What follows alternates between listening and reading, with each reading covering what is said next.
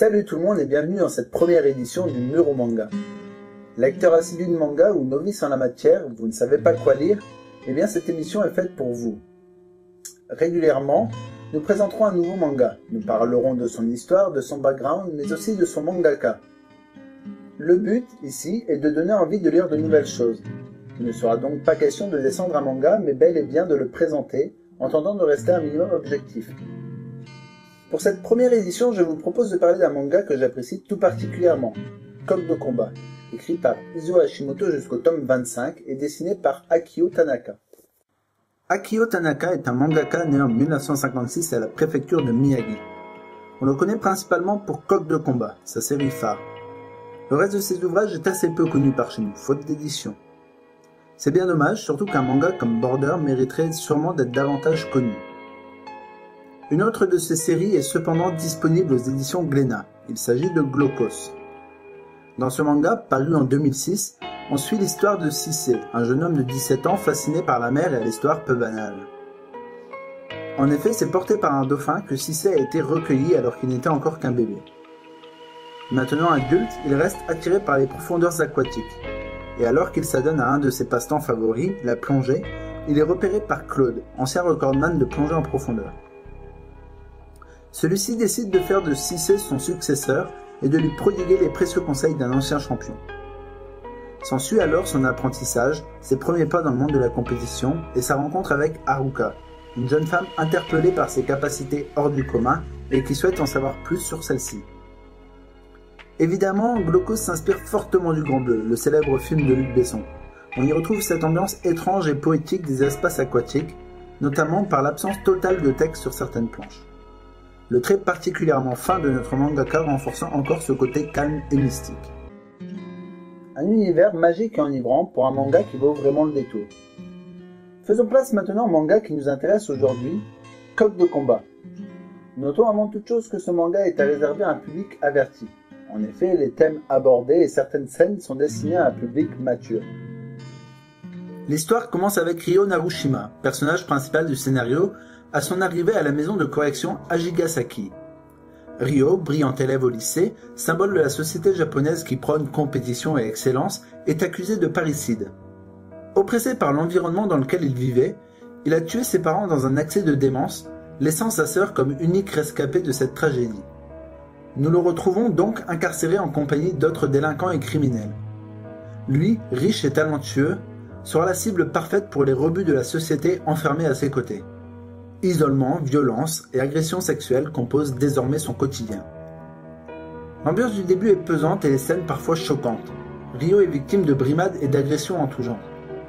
Le dessin réaliste de Tanaka remplit ici parfaitement son rôle.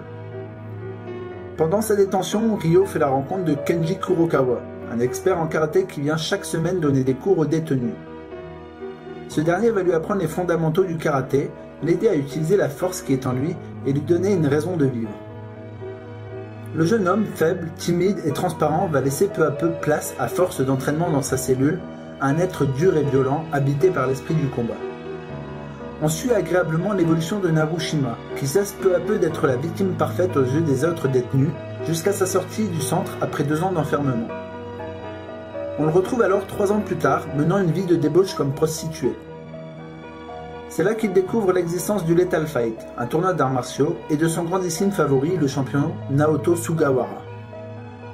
Le contraste est saisissant. Sugawara est l'exact opposé de Narushima. Il évolue dans la lumière quand Ryo agit dans l'ombre. La suite du manga devient alors très claire. La confrontation semble, à un moment ou un autre, inévitable. Ryo enchaîne les combats dans l'ombre, dans la rue et commence à se faire un nom.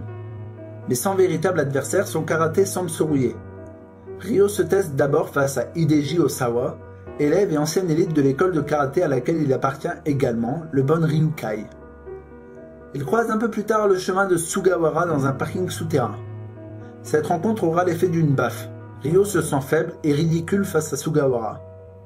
Coup du destin, c'est à ce moment qu'une certaine Kamiyo, de la chaîne Bay TV, lui propose de passer au siège de la bande Ryukai. Il est clair que Coq de combat a une portée satirique. Il prend place dans un contexte social où la violence est omniprésente.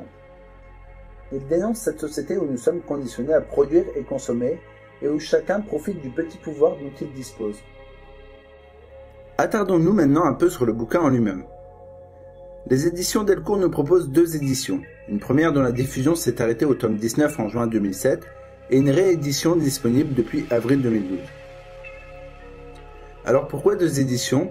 Eh bien, courant 2008, Akio Tanaka traduit son compère Hashimoto en justice. Il affirme qu'il est à l'origine de la création des personnages et de la majeure partie de la série. Ce différend entre les 2 compères a entraîné la suspension de la publication de la série dans le monde.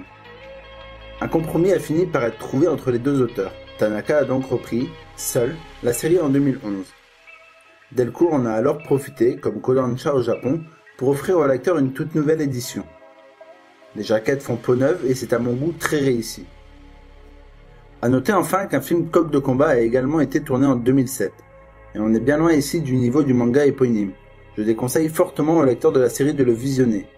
Les amateurs de films d'arts martiaux peuvent y trouver leur compte, mais n'y trouveront rien de bien transcendant. Et voilà, c'est ainsi que se termine ce premier épisode du Mur au manga. Je ne saurais que vous conseiller de vous plonger au plus vite dans la lecture de Coq de combat. J'espère en tout cas vous en avoir donné envie. Sur ce, je vous souhaite bonne lecture et vous dis à bientôt pour de nouvelles aventures.